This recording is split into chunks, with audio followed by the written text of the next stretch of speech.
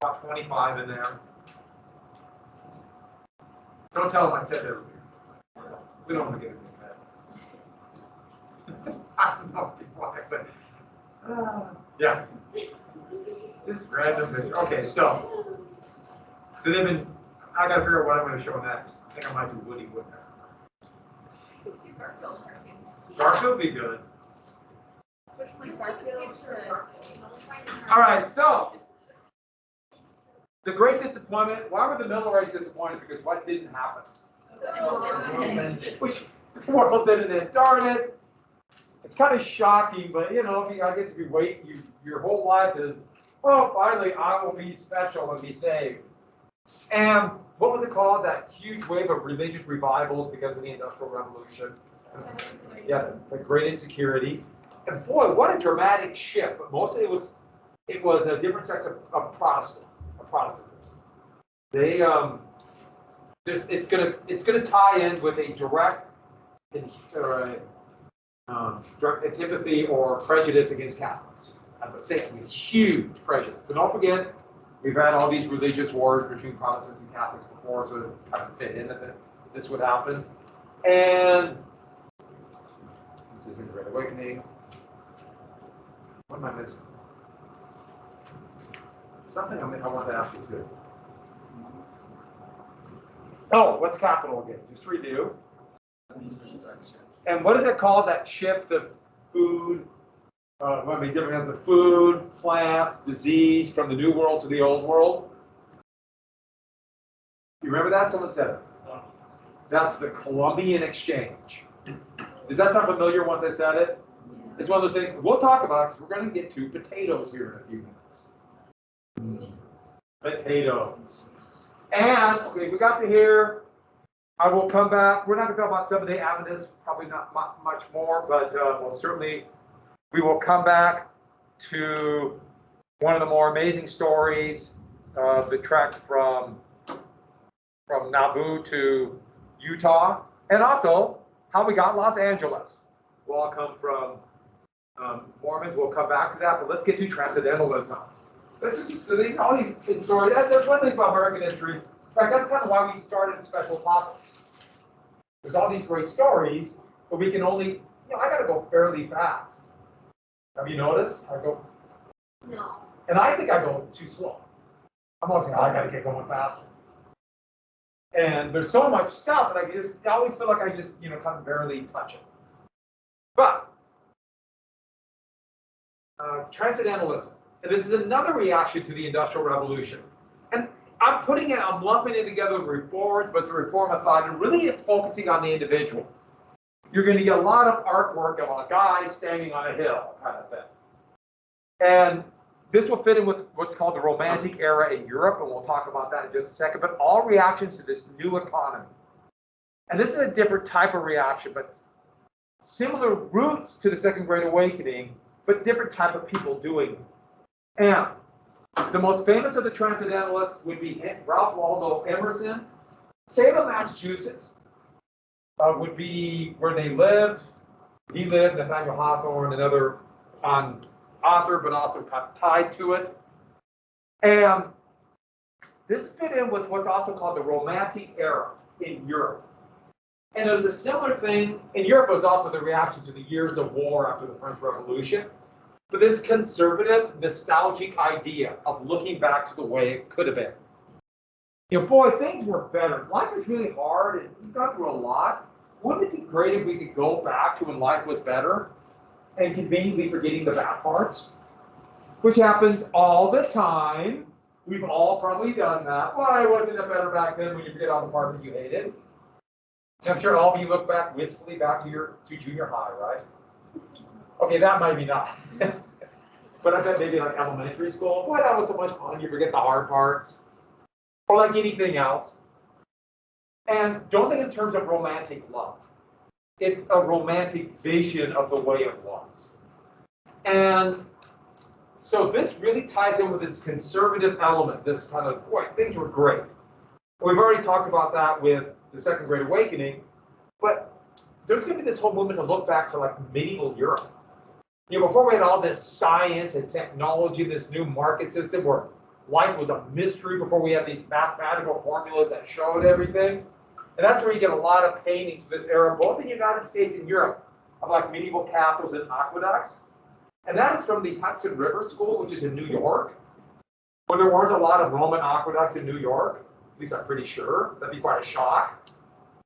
But you'll see a lot of this. There's a lot of stories about monsters and a lot of very spooky stories. Frankenstein is a classic example of transcendentalism or romanticism, which most of you will probably have to read in class next year. It's actually a really good story. Never mind, it's fun if you have to read it for class. I acknowledge that fact. But they feared capitalism and this technological change they would dub empiricism. This idea with all this new science and change, there's no mystery anymore. They want to go back to the mystery, but they also feared this idea of hustling in the market to try to make money, the fear, the risk involved, the changes that involved with this. As they saw, they want to move above those money grubbers. They really see that as kind of dirty and awful. These people searching and looking for money, and they want to move above that. And all that science where they can become the individual. That's that picture there. And look at the fog below. That's supposed to be the disruption of all these people, just you're kind of grimy people trying to make money. Yes, this is very elitist. And they were going to, therefore, transcend that world and go back to nature. So it's going to be a real movement. I'm above all this. And it's no coincidence that the Industrial Revolution began in Britain, and this is where it would begin, and then spread to the United States and then to Germany. You know, things like mountain climbing. No one climbed a mountain. Why would you ever climb a mountain? So all of a sudden, yes, I'm going to get away and climb a mountain. Or taking these tours or these pictures of bucolic scenes of cows and horses, usually with a medieval castle in the background. They became huge. And this is also, therefore, very, I said it once before, elitist. I am above those people. Emerson, not quite so much, but people who follow him like Thoreau were very much elitist. Look at those people. And they want to have power over me.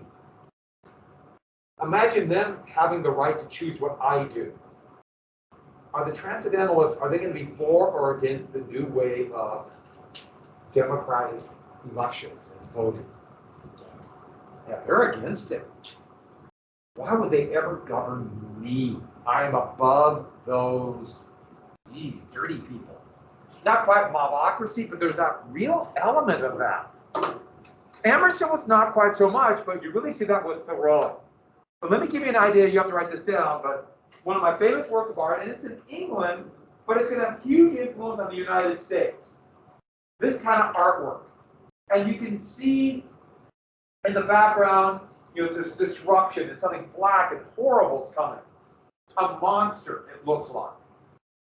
And what is it running roughshod over? You see the old Roman-style arches for the bridge, a little canoe, and this is being overshadowed by all this change and nastiness that's coming. By the way, what is that?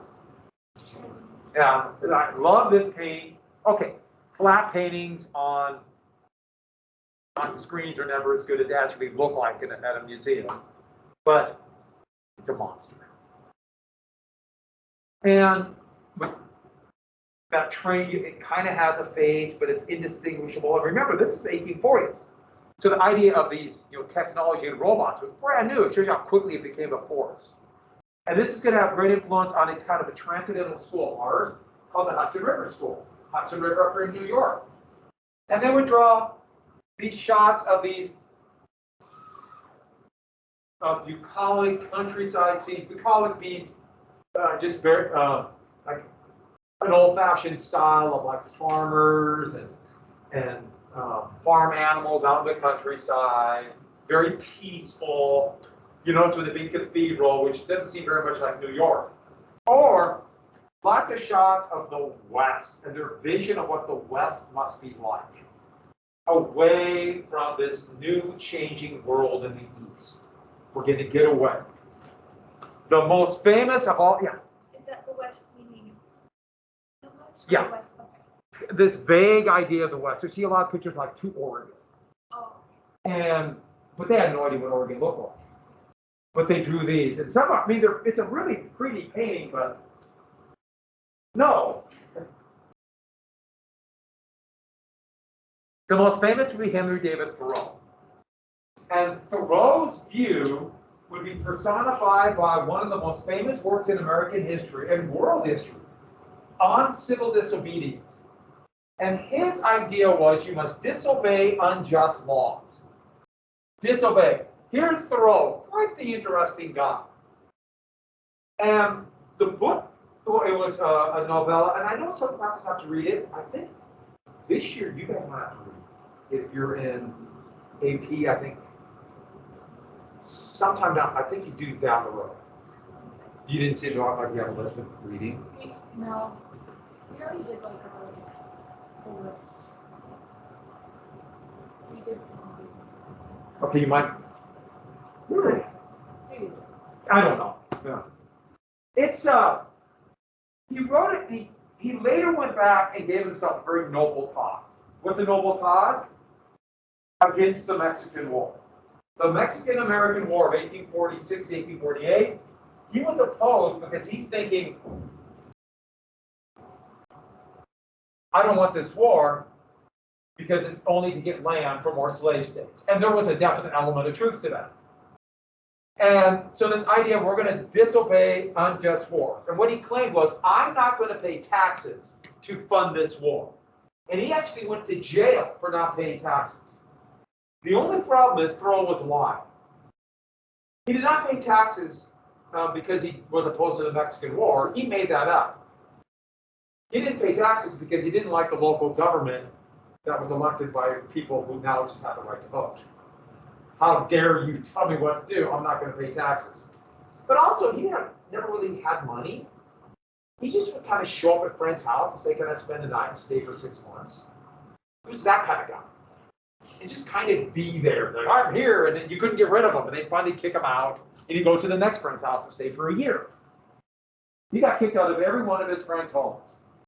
And he's one of those, I think he's brilliant, but he's such kind of a jerk. He's an interesting guy, but he later went on and gave himself a noble cause. Even though the taxes he was paying were local, he was not paying were local taxes, had nothing to do with the Mexican War. This is a Thoreau quote, and it's very clever, but you can also see how it relates to getting away from the society and moving on. I should add, the influence would be huge. Without a doubt, people from Mahatma Gandhi to the movement personified by a lot of ways by Martin Luther King in the 50s and 60s would use this. But unlike Thoreau, for example, King was definitely somebody who was going to fight for more economic and political rights. Thoreau just didn't want to pay taxes. But you know what the heck, right? Thoreau, the interesting guy. So he's going to be famous for a quote that says, I like a government. The government that governs, the government I like the most is the government that governs least. That's the government he likes, is the government that governs least. And a lot of people said, oh, he didn't like government. No, he just didn't like the people who were in government. Because they were. So, let's get to another movement. Temperance means try to curtail what?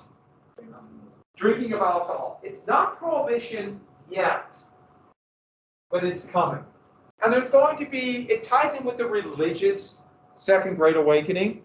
This idea to get away from the corruption of alcohol. But the thing about alcohol is it changes you, the thought was, and therefore you'll lose control and be more open to sin. But also, one of the biggies with the Industrial Revolution and families only having one wage, and all families are now consumers, you take away money from the family to go to alcohol, and the family starves. The New World can't afford this. You see a similar argument against smoking tobacco in the 60s and 70s. Yeah, it's going to kill you, but think about the money it goes to. 1960s and 70s. Probably the most famous was Carrie Nation. And at first, she would be a terror of saloon owners. When they would come in with her axe and start, basically going into taverns and chopping up the bar with the axe. And the remaining copycats, including ones in Helena. And here you have the fight.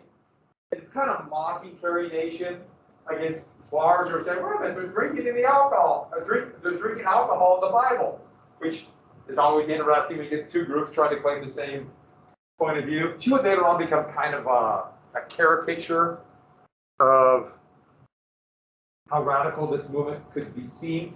Also a way to make fun of women. Yes? I was going to ask this the other day. So if they were so concerned about only having one wage, why wouldn't they send them off? If it only worked, what's that? If they were so concerned, if they were like, we only have one wage, you know, like only one of us is bringing in the money, why wouldn't they send the other adult to work? Because that would make more sense. To send the other adult to work so we could get more money, because everyone is bringing the money. So why wouldn't they send the other person to work? Because even though there seemed to be a shortage of labor, very quickly there wasn't. And so there's only a limited number of jobs. And the other thing is that it was still in society where you did have children at home. And you did have a home. And so who would care for them? That makes sense. And so even though about 20% or maybe even higher of women had to work in the workplace, that was always abnormal as soon as they can. In the 1970s, when wages became stagnant, that's going to be part of the reason there will be so many more women enter the workplace in the 1970s, 80s through today. But that's actually a very valid point. And we'll come back to it, but also more people in the workplace will cut wages, and that's another point too. But one more thing. How did the new capitalists feel about the temperance movement? Did they like and support it, or they dislike it?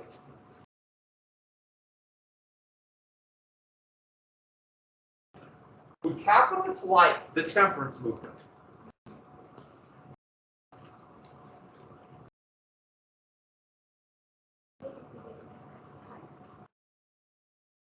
Yes. Say it again. Less people would be showing up to work. Less people who show up to work hungover. They show up on time. You have more control over them. What is that regimented factory system for Massachusetts I told you about? You remember the city? I said it's a really cool city if you get a chance. It's the Lowell system. Yeah. I mean, I could say Yelman's where they'll make more money by selling alcohol, but they wanted workers to show up on time. It was normal to take Mondays off. Nobody worked on Monday when you're at home because Sunday was a day to drink all day. And don't think in terms of like binging and getting drunk. It was more just kind of like drinking a little bit all day. They different habits. Of course, what it's going to change when people go to work and couldn't drink. That's where you get the binging after work, which is really, really shockingly unhealthy. So there's all kinds of changes that are coming to society. Yeah, capitalists would fund them. They gave them money, just like they gave money in the Second Great Awakening. Because this would control workers. And so you're going to see this growing movement before the Civil War and after the Civil War. One of the most famous would be the Women's Christian Temperance Union. And they basically went after taverns. Now, not necessarily drinking at home, but it was taverns, but it's going to meld this kind of weird combination. Okay, the heater is fixed, so I'm trying to get it all set up. He told me, I don't know if the thermostat's going to work right. Because it's so old. So we're kind of, yeah, that's the way life is. And so, like, this is a thing, you know, to limit your drinking. And pretty soon, though, going into the 20th century, which we'll come back to, the anti-temperance, the Women's Christian Temperance Union, God, the name was gone. Here they are here, would mold into prohibition. And you see where this is at. That's in Helena. That's right by the Episcopal Church. It's still there today. For 1916. Yeah, Montana would be a state that would have a push for prohibition. Very hard. It's so weird knowing Montana's history, but that's shows you how this would begin to grow. We'll come back to that. So if you go downtown near Women's Park, this is where it's at. In fact, Women's Park would be right over here. It was a park. In fact, by that year, they already had a Confederate monument. We'll get to that story down the road, too. So with that, what's going to come out of a lot of this will be called a Protestant work ethic. And this is going to be something that will be pushed on workers, and they will resist. And it has three basic virtues that has a little bit of a connection. I'm saying virtues, but it's complex, because what are they virtuous for? But a little bit from Puritans, to this idea you must show that you're blessed and going to heaven. This is what they tried to push on Boston in 1640. But this concept of hard work, not hard work for money, but hard work for salvation. Don't complain about wages, work hard, because you're trying for an afterward. Remember the whole thing about the Second Great Awakening? Accept the life here, you have a better life after. That fits here. Who benefits from that? Now let's be clear, hard work is a good virtuous thing. And there is something that feels really good about accomplishing something. I know maybe you might not think that when you're actually doing it, or right. Actually, the worst part is right before you have to do it. Like, oh God, I got to do this. But hard work is a good thing, and it does help. It teaches valuable lessons. It teaches you can accomplish things. It makes time go by faster. And things that might go pretty slow. But at the same time, remember, what's that term for the amount that one person can make in a day? I would measure that. This will increase productivity without higher wages. What's another thing? Nobody cared what time it was for the Industrial Revolution. Punctuality. Once again, yeah, you should be there on time.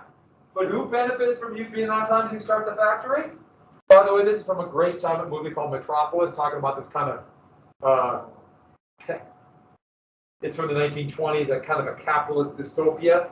And here are all the workers lined up to go to punch in at a time clock. Has anyone had a job where you have a time clock? A few people? Few? Yeah, it's kind of a weird feeling. What job? Well, I used to be hostess at J Garden, so. Someone else at J Garden that did a time clock. Where did you work? Where?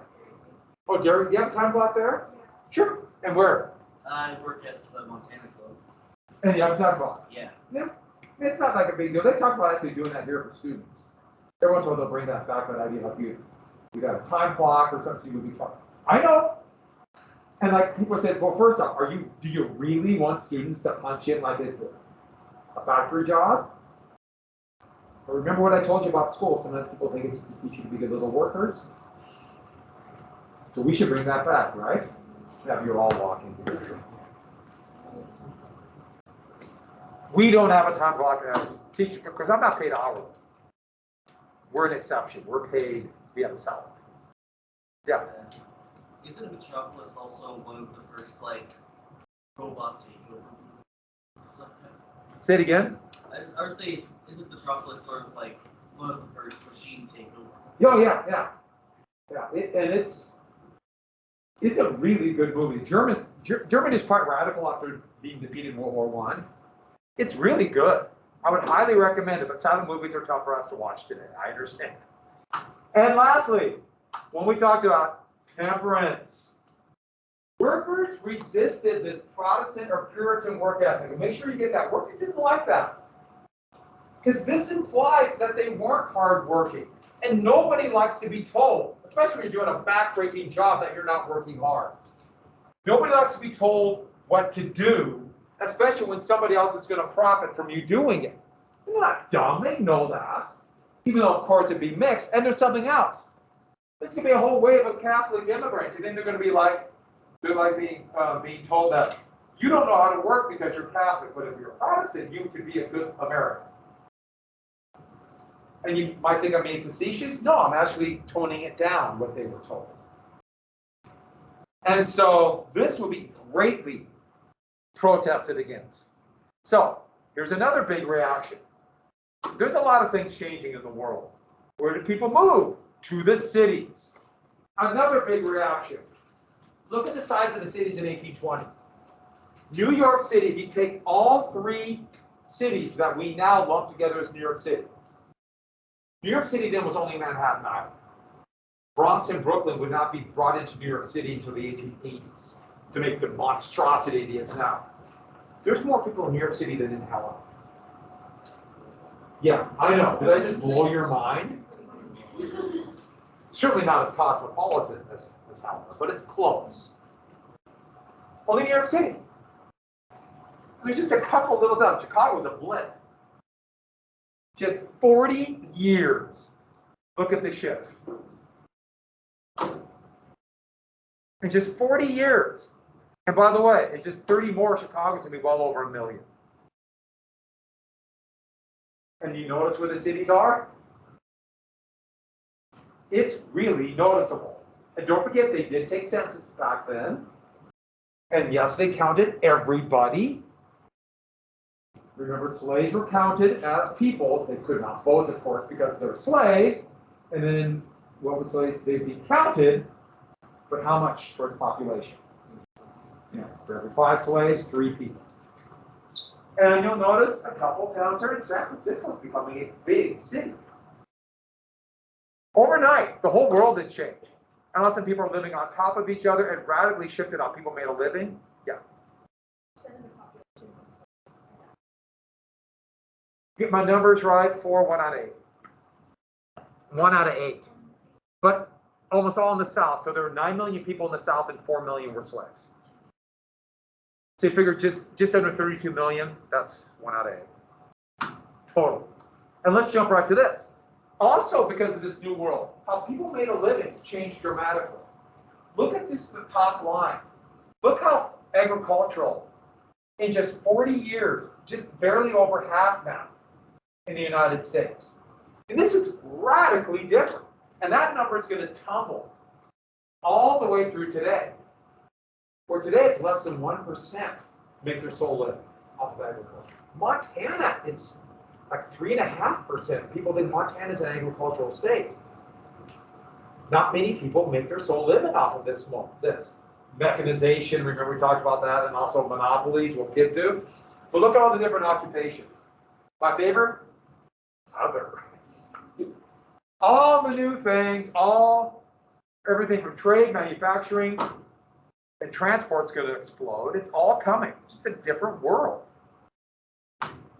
Also, new immigration.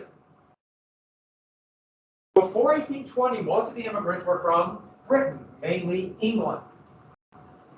After 1830, especially, more and more are going to come from different parts of Europe, especially Ireland and what is now Germany. There was no Germany then, but there are German-speaking people. By the way, yeah. What was the goal for Say it again. what started to pull them to want to come to the States? Yeah, let's get to it right now. There's 2 big reasons. The first one was, I don't know why I put it in this order, but industrialization. Wherever the industrial revolution began, like it began in what is now Germany, the 1820s and 1830s, unlike the United States, there was a surplus of labor. There were a lot of workers who did things by their hands, and now they're being replaced by machines. So industrialization means workers are replaced by machines. Farmers are kicked off the land. What do? They go to the towns and be low-wage workers, because there's a lot of workers. By the way, what decides wages in the new system of capitalism, which is just beginning in Germany? Supply and demand. If there's a surplus of workers, what happens to wages? So a lot of them said, I'm going to US. I'm rolling the dice. Maybe things will be better. About a third would go back. A third would come to the US and realize, the streets aren't paved with gold. And head back. In fact, so many came from Germany, there was no Germany yet. But how do you say German? The German language in German. Deutsch. So they're called Dutchmen. But they would mock them as a bunch of Dutchmen. Oh, these Dutchmen are here. In fact, there's a whole section of Pennsylvania where a bunch of the immigrants would settle. And they call Pennsylvania Dutch country because all these Germans are there. I always find that amusing. A lot of Germans would go to North Dakota after the 1870s. Why do you think their capital is named this one? After the German chancellor. And north. That's Germany. There's also a worldwide famine. So think of a time where workers are losing their job, farmers are kicked off, and food prices go up. The famine's worldwide, absolutely worldwide. This is going to have a string of revolutions all across Europe. In China, the revolution is going to eventually lead to what's called the Taiping Revolution that will kill 60 million people. Hard to even wrap my mind around that. What caused the famine? Remember the Columbian Exchange? I told you. What caused the famine? Potatoes. You can live on potatoes. Potatoes provide enough nutrients to survive. Okay, you might not be very happy, and you'd be kind of pale, but you can live on potatoes. It has a little bit of protein, enough nutrients. How many different ways can you cook potatoes? 4. Yeah, there's lots of different ways to cook potatoes. I actually very much like potatoes.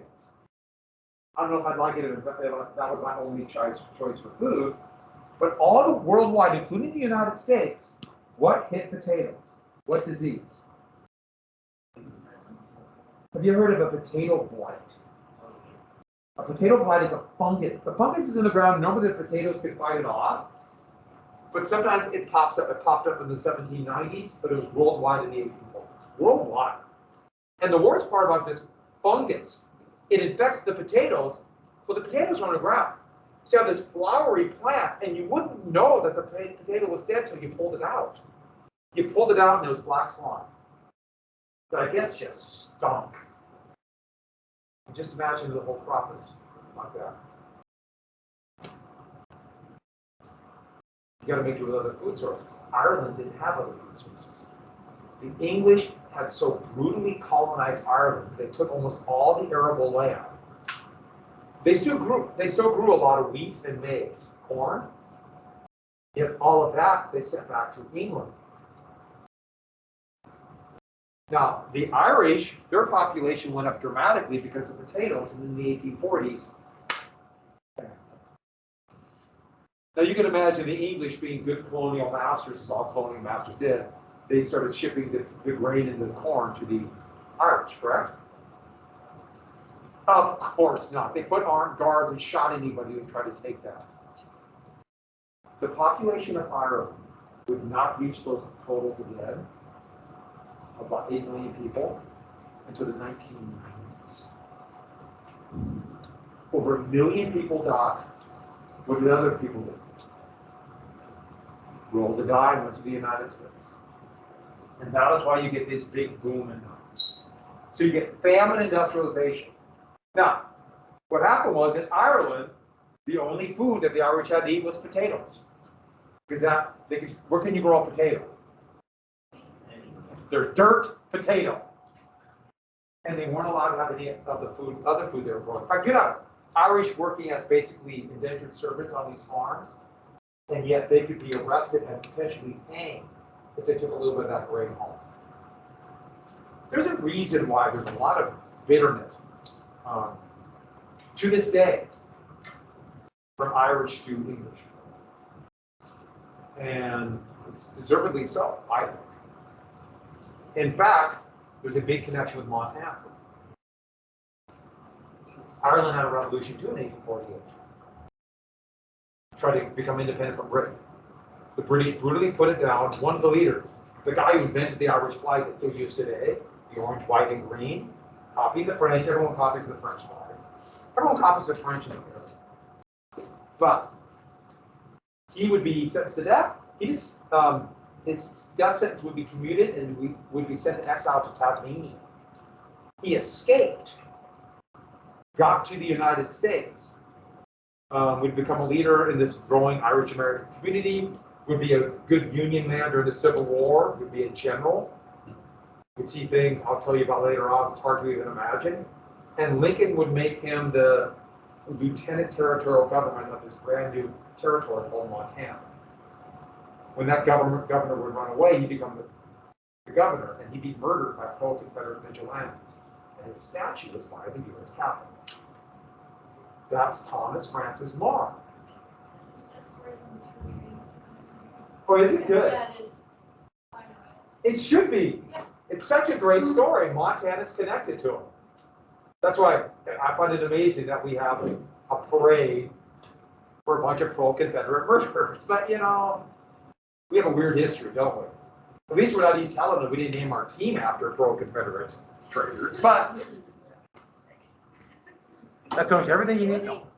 Are they all? Their Well, I mean, leaders I'm sure were. they're all murderers, but. Yeah. Heck, Helena was started by a bunch of Confederate draft dodgers. Fort Georgians. They were draft dodgers. Oh. I don't know what that means. They were avoiding the Confederate draft, but they were pro-Confederates. You go, I live 3 blocks away from a street called Davis. That's named after Jefferson Davis, the president of Davis. Helena has an interesting history. We're named after a town in Arkansas. Yeah. Did a lot of the Irish people settle in Butte? Is that like Butte is so Irish? Yeah, they settled there because of jobs. The mines, yeah. And, one more thing. Why do potatoes susceptible to blight? Almost every potato is a clone. Have you ever grown potatoes? You cut out. Has anyone grown potatoes? Yeah. What do? You cut out the eye, you drop it in the ground, it's a clone. Clones are genetically, they get a little bit weaker. That's why if you want to get a regular, like a russet potato, they're almost all, there's no organic. Because they need so many chemicals to keep the blight out. And someday, by the way, if you have the old style, you know, all the different color potatoes, and those are the kind that they're not clones. They're really good. Thank you. I love the purple potato. I You love purple it. carrots? I've not had though. No way I've had purple. They're good. They're good. They don't really taste any different. See you tomorrow. The purple potatoes taste. There's a different. I had those potatoes. Potatoes I don't are like so them. good. You know, and you get used to them. They have a different texture. Yeah, but I don't like steamed potatoes. Or like Oh. the potatoes you put in the crock pot. I don't like those. I like baked potatoes. I like baked potatoes Those are too. good. Right? And I gotta admit, even though I like fresh ones. Yeah, for me, good. I forgot my jacket. See you tomorrow. And don't want to pick the jacket. I like the shoes.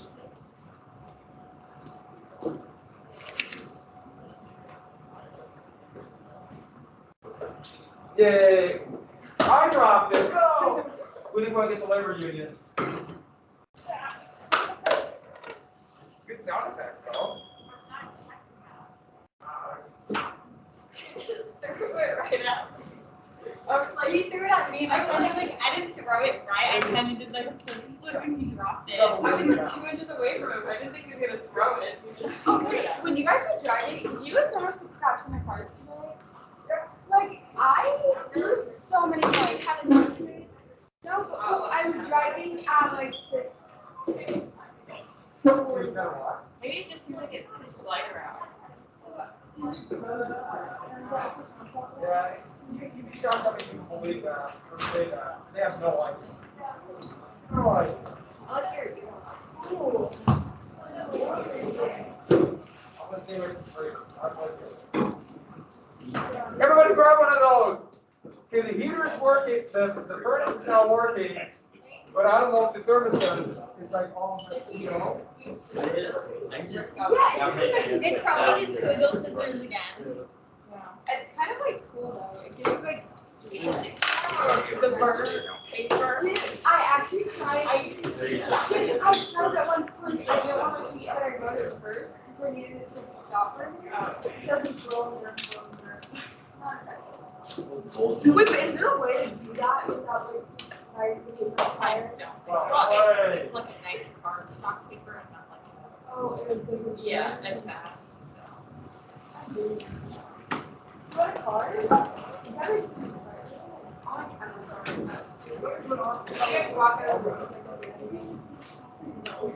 like Is it really good today? Yeah, do you work on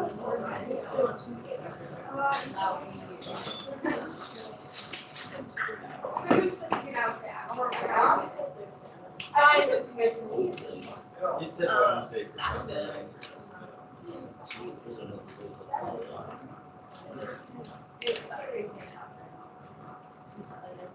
Saturday, yeah.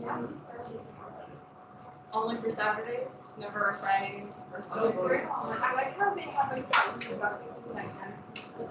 Dude, it's for hammers, not guns. It's for Oh, hammers. yeah. They're like I always guns. thought it was Dude, guns? No! It's a hammer's fault. I don't know, but it like gave gun vibes. I did not. Wait, oh, were you here for England? Yeah, it's for hammers, right? Wait, Lexi, keep going. Pretty gone. I saw that. Now you're here. Oh my gosh. Not really the case. Dude, I'm so done today. Why are you guys saying it? No, I want you to think it. Oh, did you see it was the cutest cat. It made me want to cat so bad. And then at the end they shaved it and it was the ugliest thing ever. Dude, I have a pork which is so cute. Yeah, I know. I need to go I to used to Pinterest. I have like hiking boards and like what Oh, that it's one called Utopia, and that was all it is like ducks and cats. And then I have another one that's dress bound, which like it's very hard to put my ducks and cats. Everyone grab one of these. Everyone grab. I have mostly dogs, so it's like me. Okay. So,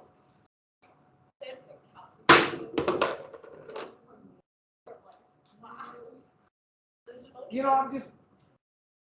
We're already. You need this. All right. So the test is going to be sometime. I'm just going to some random day we'll have the test. You guys are so far ahead. You don't really need time. I can tell from your facial expressions you agree. What if we just take a test today? Clear your desk. You want to test today? Dominic wants to test. I was sitting on Dominic's outlook. Okay, so we are gonna have a quiz over chapter 9 on Wednesday. And originally it was gonna be 8 questions, but third period wanted 12. I'm actually not, I said, how many questions? And two people in class said, let's have 12. I said, well, I'm gonna have 8, but. At the bar. Huh? Oh, okay. Oh, Henry. Yes. All right. So let's go ahead then and no. Is this for the test? Yes, test. You notice there's no asterisks. What does that mean? No, that doesn't. We don't know what the. There's going to be a little bit of a mystery. Oh my god. Yes. But there's italicized though. That could be the next. Eh. Or what about these quotes? You got here, the quotes are signed. Don't forget to turn the camera off. As soon as I asked you,